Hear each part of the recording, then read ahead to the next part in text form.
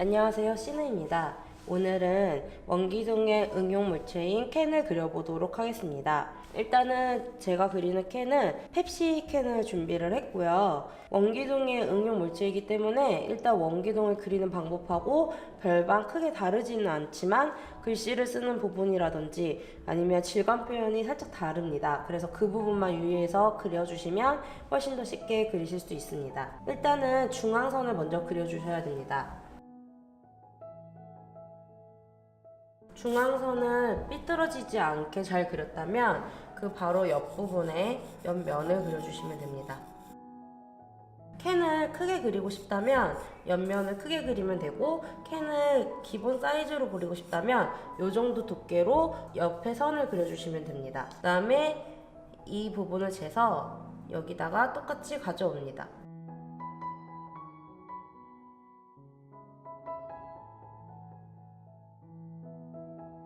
이렇게 3개의 선이 생겼고요. 중앙을 기점으로 여기 옆과 여기 옆은 같은 간격이 나옵니다. 그 다음에 이 물체가 어디까지 올 건지 정해서 밑에 선을 그려주시면 됩니다. 밑에 선을 그려주신 다음에 캔의 비율을 재볼 건데요. 캔의 가로 부분을 먼저 재신 다음에 가장 맨 밑에서부터 부분까지 어느 정도로 보이는지 재시면 됩니다. 책상이나 어딘가 놓은 다음에 재는 게 가장 정확하게 재집니다. 제가 쟀을 때는 1대 2.3에서 4 정도 나온다고 보면 되는데요. 전체 비율이 1이라고 치면 여기서 1, 2 하고 이거의 절반 정도 해주시면 캔의 전체 비율이 나옵니다. 가로가 1. 항상 가로를 먼저 재고 세로를 재는데요. 가로를 1이라고 잡고 세로가 1, 2 하고 0.3에서 5 정도라고 생각하시고 그려주시면 됩니다. 지금부터는 전체적인 보조선이 나왔기 때문에 윗부분, 회색 부분인 입구 부분부터 먼저 그려주도록 할 건데요. 입구 부분은 살짝 몸통보다 살짝 안쪽으로 들어가 있어요. 그래서 살짝만 안쪽으로 넣어주고 그려줄 겁니다. 살짝 안으로 넣어주고 윗부분에 간격이 이 정도 올 것이다 라고 생각을 하면, 조금 돌아가는 듯한 느낌을 내고 싶으면 여기 부분을 조금 더 넓게 잡고 윗부분을 조금 좁게 잡으신 다음에 돌려주시면 됩니다. 그리고 이 부분은 캔 입구 부분의 두께라고 보시면 됩니다.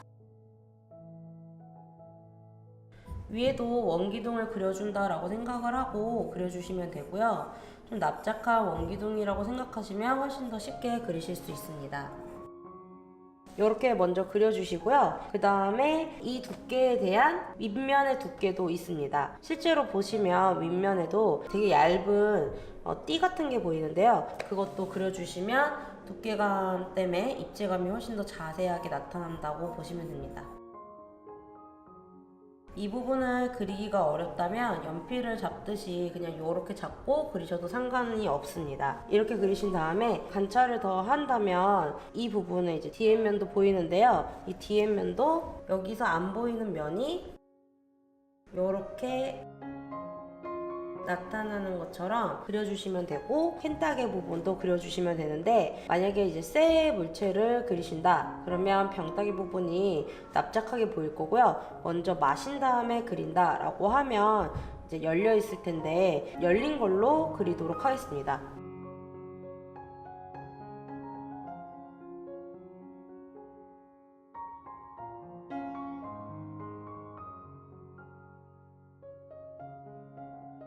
이렇게 윗면을 먼저 그리시고 그 다음에 밑에 면을 그릴 건데요.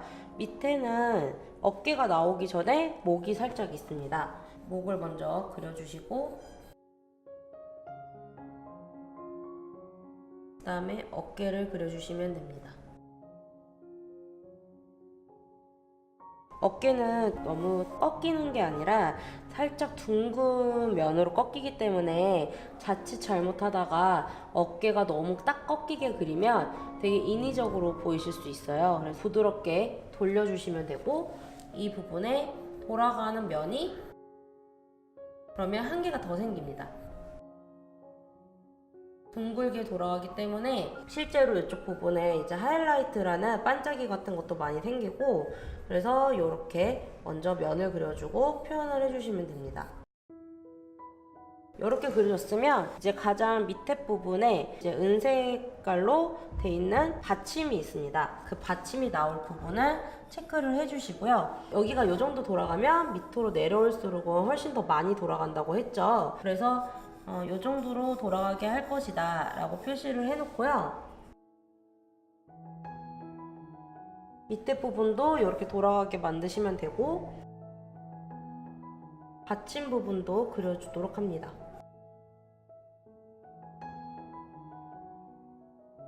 이렇게까지 스케치가 다 됐다면 아랫면이 이 정도로 생긴다고 보시면 되고, 그림자도 그려주도록 합니다. 그림자의 경우 물체가 이 정도 길이이기 때문에 이 정도 각도로 재신 다음에 그림자가 끝나는 부분을 정하시면 돼요. 그림자가 만약에 이쪽에서 그냥 끝나게 된다면 이 정도 길이일 텐데 너무 짧을 것 같고요. 이 정도 길이를 다 커버를 하려면 그림자가 좀 길어지도록 하시면 됩니다. 그렇다고 너무 길게 되면 이 정물의 그림자가 아니라 다른 정물의 그림자처럼 보일 거예요. 어두운 부분이 이쪽 부분이 될 거예요. 그림자가 이쪽에 나오니까. 근데 어두운 부분에 굳이 글씨를 쓸 필요는 없어요. 내가 자세하게 다 표현을 하고 싶으면 어두운 부분에도 글씨를 쓰겠지만 웬만하면 어두운 부분에는 글씨를 쓰지 않습니다. 왜냐면 덩어리를 잡을 때 어두워지기 때문에 글씨도 다 사라질 수 있어요. 그래서 밝은 부분에만 글씨를 넣도록 합니다. 그러면 이제 펩시의 마크와 정확한 글씨를 쓰고 싶다라고 하면 캔을 살짝 돌리셔서 내가 원하는 부분을 그리시면 됩니다. 만약에 이제 포카리 스웨트다라고 하면 좀 곡선에 하얀 띠와 글씨가 있을 텐데, 하얀 띠만 그리면 너무 연습이 될 것 같지는 않고, 이 부분이 글씨가 나오는 부분이 아니어도 글씨 쪽으로 돌려가지고 포카리 스웨트를 이쪽 면에다가 써주는 게 가장 좋습니다. 그래서 저는 이제 펩시 마크하고 펩시 글씨를 여기 밑에다 쓸 건데요. 마크를 그냥 이쪽 부분에 다 그리는 것이 아니라 살짝만 보이도록 그릴 겁니다.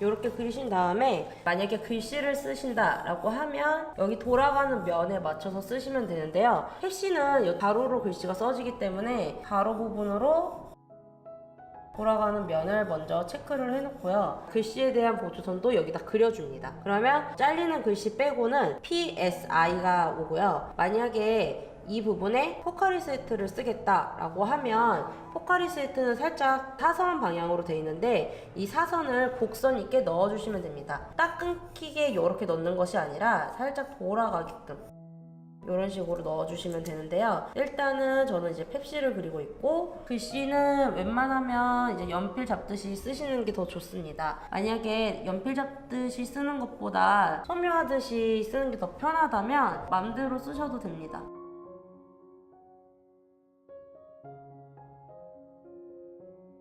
만약에 옆에 공간이 남는다면 이까지 쓰도록 하겠습니다.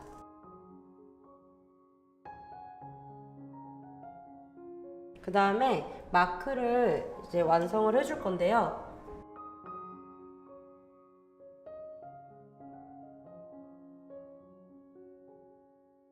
이렇게까지 하시면 스케치 완성이고요. 조금 더 자세하게 스케치를 하고 싶다라고 하면 펩시나 코카콜라나 세븐업 같은 경우는 캔의 질감이 굉장히 비치는 재질이에요. 그래서 그 비치는 모양까지 그려주시면 훨씬 더 자세한 스케치가 되기 때문에 소묘를 할 때 훨씬 더 쉽게 하실 수 있습니다.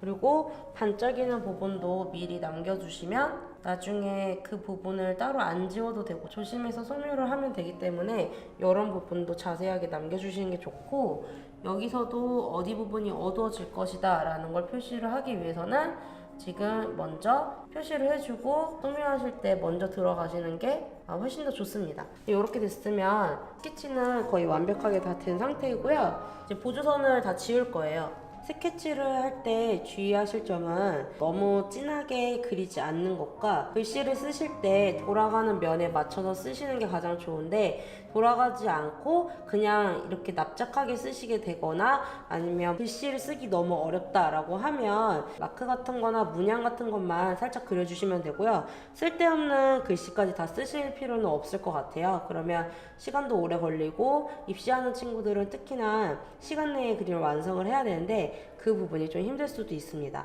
이렇게 해서 캔 스케치는 완성이고요. 다음 시간에는 캔 소묘 초벌부터 중벌까지 이제 보여드리도록 하겠습니다. 영상이 도움이 되셨다면 좋아요와 구독하기 눌러주세요.